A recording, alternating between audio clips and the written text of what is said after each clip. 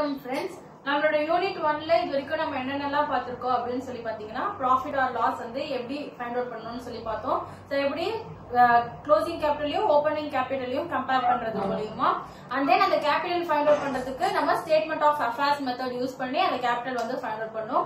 அதுக்கு அடுத்து வந்து நம்ம என்னன்னா ஃபைனல் அக்கவுண்ட்ஸ் எப்படி ப்ரிப்பேர் பண்றதுன்னு சொல்லி பார்த்தோம். சோ ஃபைனல் அக்கவுண்ட்ஸ் ப்ரிப்பேர் பண்றதுக்கு நம்ம மிஸ்ஸிங் ஐட்டம்ஸ் எல்லாமே எப்படி ஃபைண்ட் அவுட் பண்றோம் அப்படின்றதுக்கு நம்ம டோட்டல் டெட்டார்ஸ் அக்கவுண்ட் அப்புறம் பில்ஸ் ரிசீவபிள் அக்கவுண்ட் வந்து இது வரைக்கும் நம்ம பார்த்திருக்கோம். சோ இன்னைக்கு நம்மளுடைய கிளாஸ்ல வந்து கிரெடிட்டர்ஸ் அக்கவுண்ட்ல இருந்து நம்ம கிரெடிட் பர்ச்சேசஸ் எப்படி ஃபைண்ட் அவுட் பண்ண போறோம் and then bills payable அக்கவுண்ட்ல இருந்து bills accepted இந்த இயர்ல நம்ம என்ன அக்செப்ட் பண்ணிருக்கோம் அப்படின்றதை நம்ம ஃபைண்ட் அவுட் பண்ண போறோம். அதை நம்ம கத்துக்க போறோம். இப்ப அடுத்ததா வந்து கிரெடிட்டர்ஸ் அக்கவுண்ட் மூலமா கிரெடிட் பர்ச்சேசஸ் எப்படி ஃபைண்ட் அவுட் பண்றோம் அப்படின்றத நம்ம பார்க்க போறோம். So illustration 14 from the following details calculate credit purchases என்ன ஃபைண்ட் அவுட் பண்ண சொல்லிருக்காங்கன்னா கிரெடிட் பர்ச்சேசஸ். சோ இப்போ நமக்கு என்னென்ன இன்ஃபர்மேஷன் கொடுத்திருக்காங்க creditors on 1st April 2018 that is opening creditors, then returns outward, cash paid to creditors and then creditors on 31st March 2019. so creditors வந்து நமக்கு யாரு liability sideல நமக்கு வரும் இல்லையா.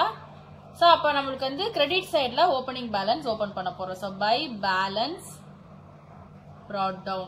so opening balance வந்து நமக்கு என்னது 50,000. சோ அடுத்து வந்து நமக்கு என்னது returns outward. சோ அடுத்து cash paid to creditors. So cash வந்து பே பண்ணிருக்கோம் இல்லையா. சோ அப்போ to cash account. So cash pay பண்றதுக்கு நம்ம என்ன என்ட்ரி எழுதுவோம் creditors account debtor to cash account. இதான நம்ம யூசுவல் என்ட்ரி. சோ லெட்ஜர்ல போஸ்ட் பண்ணும்போது to cash account எவ்வளவு 1,60,000 and then returns outward to returns outward 6,000. so purchase பண்ணும்போது என்ன என்ட்ரி எழுதுவோம் purchases account debtor to creditors account எழுதுவோம் இல்லையா. so return பண்ணும்போது creditors account debtor to returns purchase return எழுதுவோம் இல்லையா. so அதுதான் நம்ம வந்து இங்க லெட்ஜர்ல எப்படி போஸ்ட் பண்ணிருக்கோம் to returns outward சொல்லி போஸ்ட் பண்ணிருக்கோம். and then creditors on 31st March 2019 this is closing creditors. so closing வந்து எங்க வரும் to balance carried down. so எவ்வளவு 70,000. so இங்க நமக்கு பேலன்சிங் ஃபிகர் வந்து என்னது கிரெடிட் பர்ச்சேசஸ். அதுதான் வந்து நமக்கு இந்த அக்கவுண்ட்ல பேலன்சிங் ஃபிகர். so இப்போ டோட்டல் பண்ணலாம். so 1,60,000 plus 6,000 plus 70,000 எவ்வளவு 2,36,000 and then 2,36,000. இதுல இருந்து நம்மளோட ஓபனிங் பேலன்ஸ் மைனஸ் பண்ண போறோம் -50,000. எவ்வளவு 1,86,000 தான் கிரெடிட் பர்ச்சேசஸ். எக்ஸசைஸ் நம்ம எடுத்திருக்கேன்.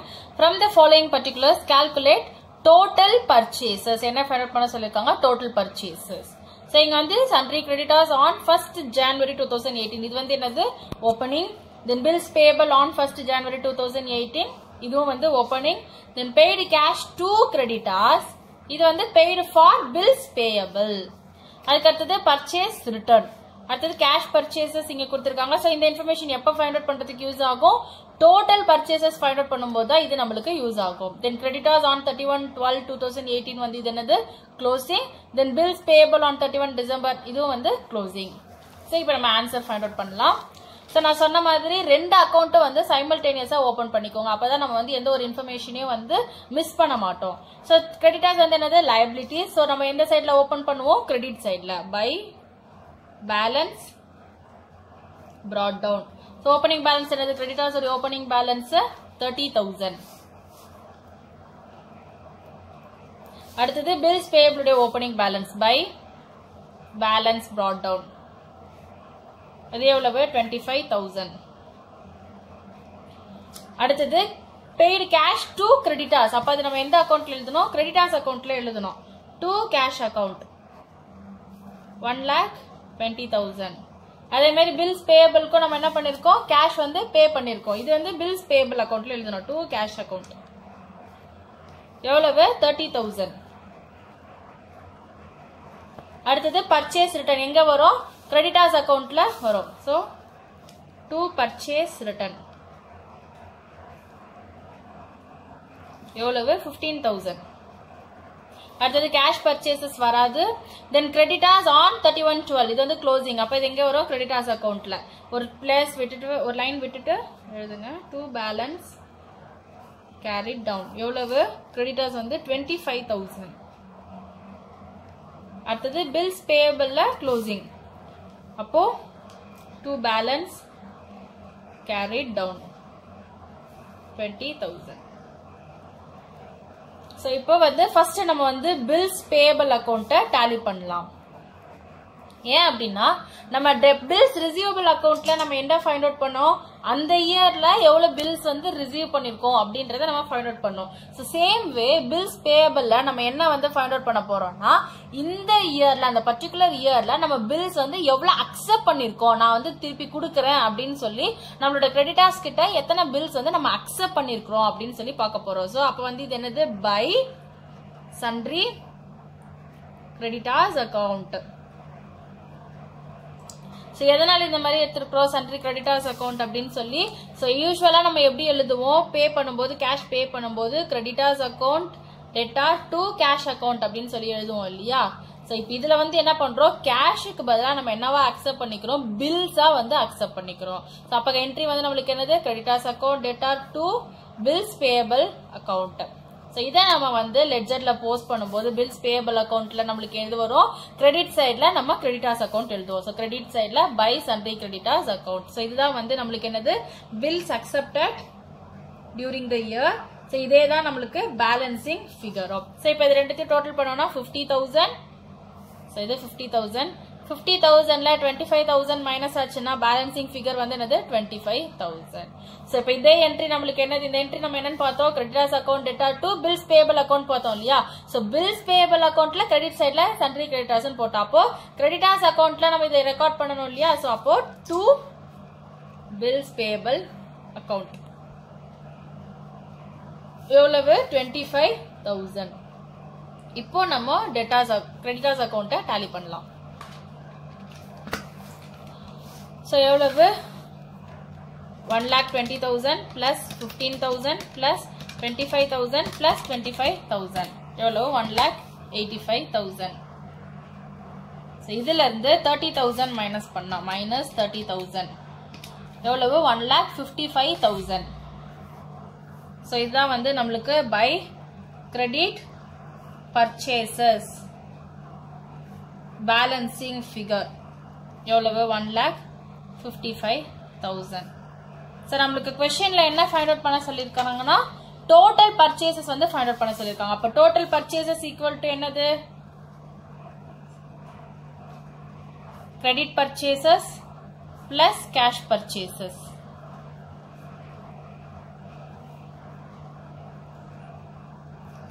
ஈக்குவல் டு கிரெடிட் பர்ச்சேசஸ் ஓட வேல்யூ வந்து நம்மளுக்கு என்னது?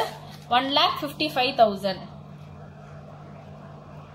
அடுத்தது கேஷ் பர்ச்சேசஸ் ஓட வேல்யூ என்னது? 2,25,000.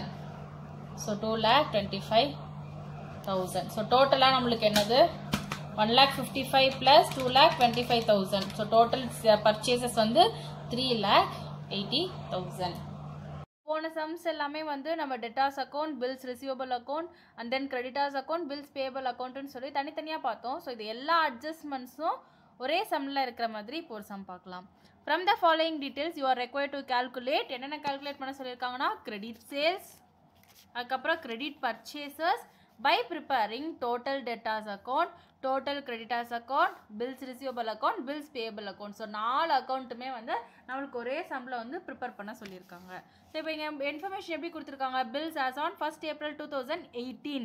ஸோ இது எல்லாமே வந்து என்னது? Opening balances. அதுக்கடுத்தது bills as on 31st March 2019. இது எல்லாமே வந்து என்னது? Closing balances. அதர் இன்ஃபர்மேஷன் சொல்லிட்டு நம்மளுக்கு என்னென்ன கொடுத்துருக்காங்க? Cash received from debtors, discount allowed to customers, cash paid to creditors, discount allowed by suppliers, payments against bills payable, cash received for bills receivable dishonored, bad debts. இதெல்லாம் இன்ஃபர்மேஷனாக additional இன்ஃபர்மேஷனாக வந்து கொடுத்துருக்குறாங்க. So நான் சொன்ன மாதிரி நீங்கள் அக்கௌண்ட்ஸ் எல்லாமே வந்து சைமல்டேனியஸாக எல்லாமே ஓப்பன் பண்ணிக்கோங்க. அப்போ தான் நீங்கள் எதையுமே வந்து மிஸ் பண்ண மாட்டீங்க.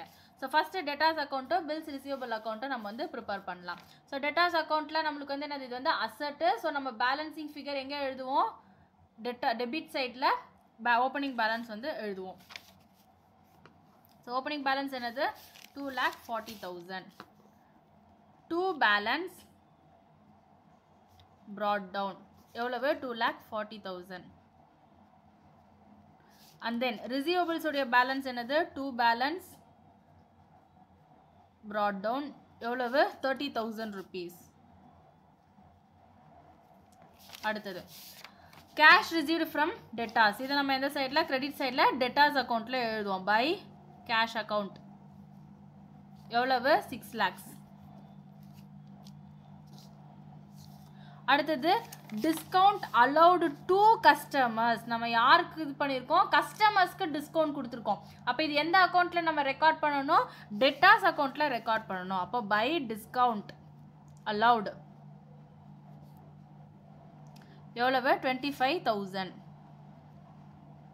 அடுத்தது கேஷ் பெய்டு டு கிரெடிட்டார்ஸ் வந்து நம்மளுக்கு வருமா இல்லை, இது வந்து கிரெடிட்டார்ஸ் அக்கௌண்ட். அதே மாதிரி டிஸ்கவுண்ட் அலௌடு பை சப்ளையர்ஸ் இதுவும் வந்து நம்மளுக்கு என்னது கிரெடிட்டார்ஸ் அக்கௌண்ட்டில் தான் வரும். அதே மாதிரி பேமெண்ட்ஸ் அகேன்ஸ்ட் பில்ஸ் ரிசீவபிள் இது நம்மளுக்கு ரெலவெண்ட்டாக இல்லை. அடுத்தது cash received for bills receivable. இப்போ இது நம்மளுக்கு தேவை. இது நம்ம எங்கே எழுதணும் பில்ஸ் ரிசீவபிள் அக்கௌண்ட்டில் எழுதணும் பை கேஷ் அக்கௌண்ட் எவ்வளவு 60,000. ஸோ இது எழுதியாச்சு.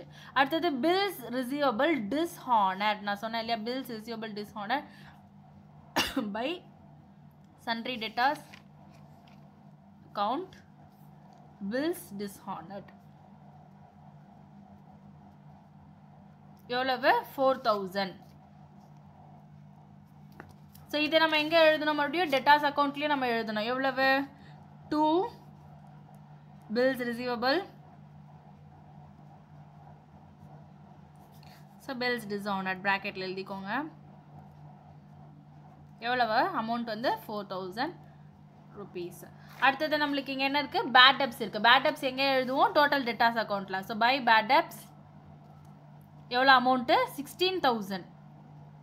ஸோ அடுத்தது ஒரு லைன் விட்டுட்டு by balance carried down. So closing balance நம்மளுக்கு இங்கே என்ன இருக்குது sundry debtors 2,20,000. So 2,20,000. So bills receivable உடைய க்ளோசிங் பேலன்ஸ் வந்து என்னது பை பேலன்ஸ் கேரிட் டவுன் எவ்வளவு 8,000. ஸோ நம்ம பில்ஸ் ரிசீவபிள்லேருந்து நம்மளுக்கு கிடைக்கக்கூடிய வேல்யூ வந்து என்னது balancing figure bills receivable received during the year. So sundry debtors account bills receivable received during the year.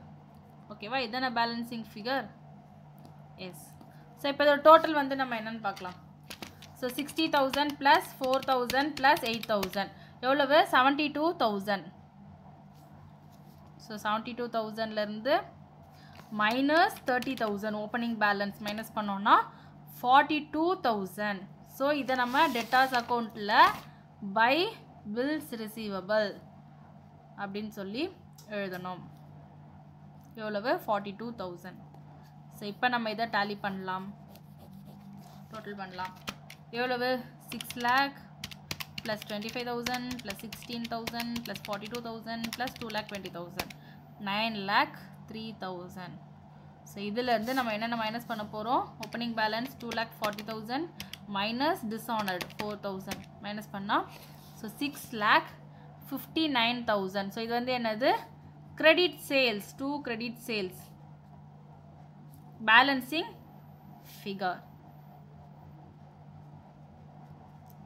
அடுத்ததாக நம்ம கிரெடிட் பர்ச்சேசஸ் ஃபைண்ட் அவுட் பண்ணுறதுக்கு டோட்டல் கிரெடிட்டார்ஸ் அக்கௌண்ட்டும் பில்ஸ் பேபிள் அக்கௌண்ட்டும் வந்து ஓப்பன் பண்ணிக்கிட்டோம். ஸோ இது வந்து என்னது கிரெடிட்டார்ஸ் வந்து என்னது லைபிலிட்டிஸ் இல்லையா. ஸோ அப்போ அதோட ஓப்பனிங் பேலன்ஸ் வந்து நம்ம எந்த சைடில் ஓப்பன் பண்ணுவோம் கிரெடிட் சைடில். So by balance brought down எவ்வளவு 1,20,000. பில்ஸ் பேபிள் வந்து by balance brought down 10,000. And then அடுத்தது cash paid to creditors. So இது வந்து எங்கே எழுதணும் கிரெடிட்டார்ஸ் அக்கௌண்ட்டில் எழுதணும். டு கேஷ் அக்கௌண்ட் எவ்வளவு 3,20,000. அடுத்தது டிஸ்கவுண்ட் அலோட் பை சப்ளையர்ஸ். யார் நம்மளுக்கு டிஸ்கவுண்ட் கொடுக்குறா சப்ளையர்ஸ் வந்து நம்மளுக்கு டிஸ்கவுண்ட் கொடுக்குறாங்க. அப்போ அது வந்து என்னது discount received to discount received எவ்வளவு 10,000 rupees. and then payments against bills payable. So bills payable அப்படினும் போது இது என்னது bills payable accountல எழுதணும். அப்ப to cash account எவ்வளவு 30,000. ஓகேவா? அடுத்தது closing balance இப்ப நம்ம எழுதணும். So closing creditors sundry creditors closing வந்து எவ்வளவு to balance carried down எவ்வளவு 1,50,000. அடுத்தது bills payable உடைய closing to balance carried down 20,000. So first bills payable வந்து total பண்ணிடலாம் 50,000. So நம்மளுக்கு இதில இருந்து balancing figure வந்து நம்மளுக்கு என்னது bills accepted during the year. அப்ப இது வந்து என்னது by sundry creditors account bills accepted. So இதான் வந்து balancing figure. எவ்வளவு 50,000ல 10,000 போச்சுனா 40,000. So இதே தான் நம்ம இங்க வந்து creditors accountல எழுத போறோம். So to bills payable account எவ்வளவு 40,000. So இப்போ நம்ம total பண்ணி credit purchase find out பண்ணலாம்.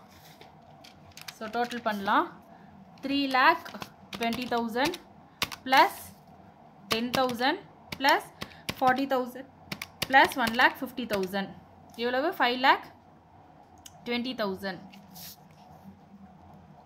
So 5,20,000ல 1,20,000 போச்சுனா balance வந்து 4 lakhs. So இதுதான் நம்மளுடைய credit purchases. So balancing figure எவ்வளவு 4 lakhs. So நீங்களும் வந்து இது ரிலேட்டடா என்னென்ன சம்ஸ் வந்து புக்ல இருக்கோ அது எல்லாமே வொர்க் அவுட் பண்ணுங்க. இன் கேஸ் ஏதாவது ஒரு சம் வந்து உங்களுக்கு டவுட்ஸ் இருந்துச்சு அப்படினா அதை நீங்க வந்து கமெண்ட் செக்ஷன்ல லீவ் பண்ணுங்க. ப்ரீவியஸ் கிளாஸ் ஏதாவது மிஸ் பண்ணிருந்தீங்க அப்படினு சொன்னா அதை வந்து நீங்க லாஸ்ட் கிளாஸ் வந்து போய் பாருங்க. அதுக்கான லிங்க் வந்து நான் டிஸ்கிரிப்ஷன்ல வந்து ப்ரொவைட் பண்ணிருக்கேன்.